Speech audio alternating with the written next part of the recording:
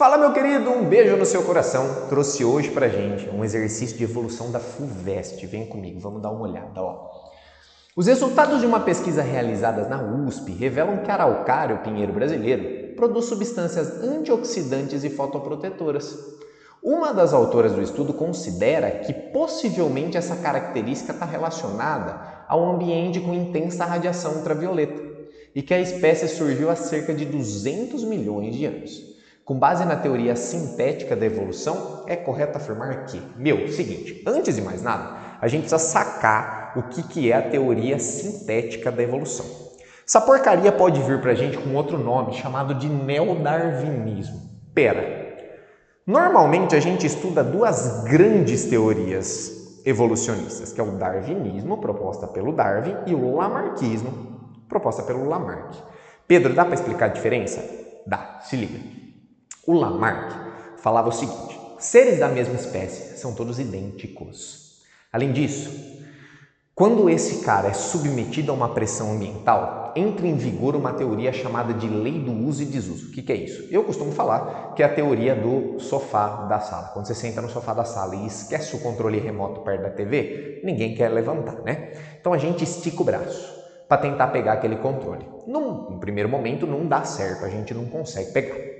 Mas se a gente, segundo o Lamarck, né? Se a gente ficasse forçando o nosso braço que a gente está usando, teoria do uso, iria crescer até a gente encontrar aquele controle, achar, conseguir pegar aquele controle.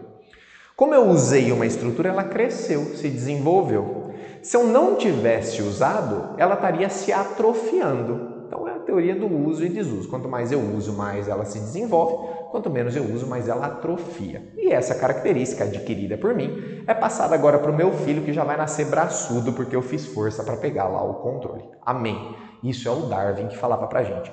Perdão, isso é o Lamarck que falava pra gente. O Darwin falava algo totalmente diferente. Ele falava o seguinte: primeiro, seres da mesma espécie não são idênticos, são diferentes entre si. Compara aí você, seu pai e sua mãe.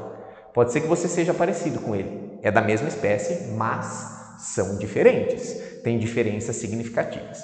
E o que faz um ser vivo evoluir para o Darwin é uma teoria que ele propôs, chamada de seleção natural. Como assim? Olha para esses dois caras aqui. Eu tenho um coelho de orelha pequena, um coelho de orelha grande. Vamos supor que chega uma onça aqui para atacar esses caras. Levando em consideração que quanto maior a orelha, mais ele escuta, quais desses dois coelhos têm chances maiores de escapar dessa onça? Esse cara aqui, ó. Porque a orelha dele é maior, ele vai ouvir o predador chegar. Consequentemente, esse cara vai conseguir se reproduzir e os seus filhos vão ser parecidos com ele. Tem uma chance maior de ser parecido com ele, orelhudo. Agora, esse cara aqui, tchau, foi pro beleléu, não conseguiu ouvir a onça. Presta atenção, se liga no seguinte: em algum momento, essa orelha cresceu? Não. Esses caras são da mesma espécie, mas são diferentes entre si. E o ambiente selecionou esse cara aqui, que para a pressão que era a onça, ali, o predador, né? Era o cara mais adaptado a sobreviver. Amém? Isso era o Darwin falando. Qual que é o problema? Quando ele propôs essa teoria e disse que os indivíduos da mesma espécie são diferentes entre si, falaram assim para ele: Darwin, beleza, mas por quê? Ele não conseguia explicar isso. Porque isso tem a ver com genética e o Darwin não sabia de genética. Mendel ainda estava escrevendo as paradas, tal. O Darwin não manjava da genética e ele não conseguiu explicar isso. Enfim, uma confuseira danada, mas a única teoria que conseguiu explicar isso pra gente é quando a gente uniu a seleção natural do Darwin com a genética e criamos o neodarwinismo, ou teoria sintética da evolução. No exemplo do exercício, ele fala algo sobre a araucária, que essas araucárias, elas produzem uma substância fotoprotetora lá, né? E isso tem a ver com a radiação ultravioleta. Muito provavelmente, o que está acontecendo?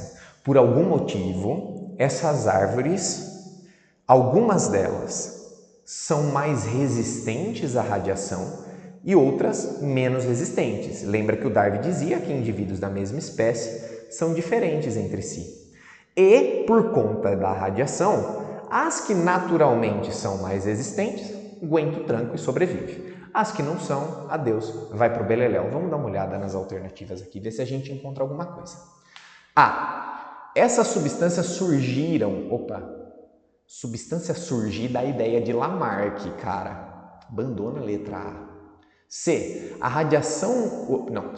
B. A radiação ultravioleta provocou mutações nas folhas das araucárias, que passaram a produzir tais substâncias. A ideia de provocar também está ligada ao Lamarck, bicho. Esquece a letra B, porque a gente está falando de uma teoria que tem a ver com o Darwin e com a genética. Letra C. A radiação ultravioleta atuou como fator de seleção, verdade, de maneira que plantas sem tais substâncias eram mais suscetíveis à morte. Cara, se liga. As plantas que não tinham essa substância que protegia elas, não se sabe por quê, naturalmente nasceram sem essa substância, tchau, morreu com a radiação. Agora, as que tinham foram selecionadas a viver naquele ambiente, assim como o nosso coelho de orelha grande foi selecionado a viver no ambiente em que a onça estava vindo predar. Letra C de coisa linda, um beijo no seu coração. Yeah.